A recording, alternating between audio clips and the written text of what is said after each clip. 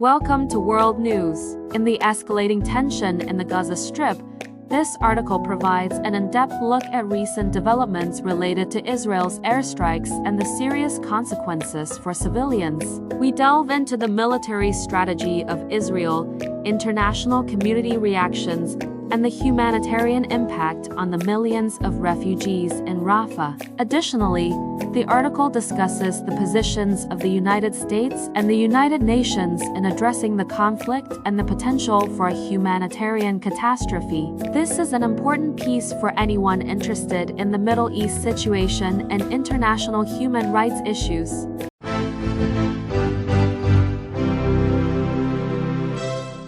The Israeli Defense Forces (IDF) have carried out numerous airstrikes across the Gaza Strip amid preparations for a comprehensive ground operation in the southernmost city of Rafah. At least 21 people were killed following the IDF strikes in central Gaza, with their bodies later taken to the Al-Aqsa Martyrs Hospital in the city of Deir al-Balah, health officials at the facility said on May 11th.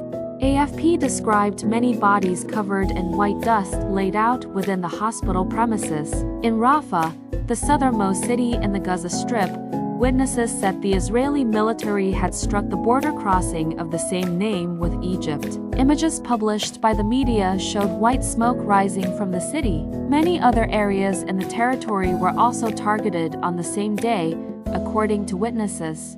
Israel is preparing for a large-scale ground campaign in Rafah to completely eradicate Hamas forces, despite opposition from the international community and the United States, a close ally of Tel Aviv. Currently, about 1.4 million refugees are residing in the city after fleeing from other parts of the Gaza Strip.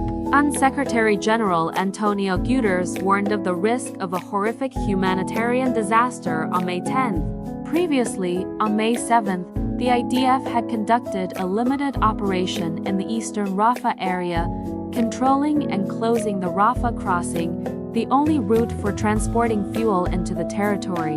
On May 11th, Hamas accused the IDF of expanding its attack in Rafah to new areas in the center and west of the city.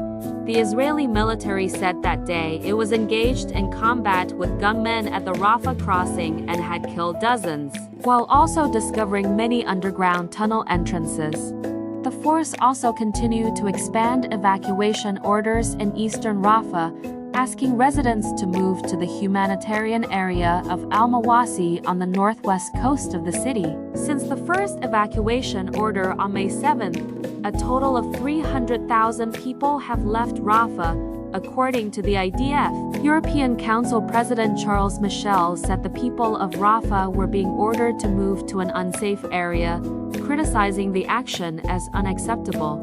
US President Joe Biden warned on May 8 that the country would stop supplying bombs and artillery shells to Israel if the IDF launched a comprehensive ground operation in Rafah. His administration had previously stopped the transfer of 3,500 bombs to Tel Aviv to exert pressure. The White House said on May 10 that Israel had not yet entered the residential area in Rafah, but the US was closely monitoring the situation with concern.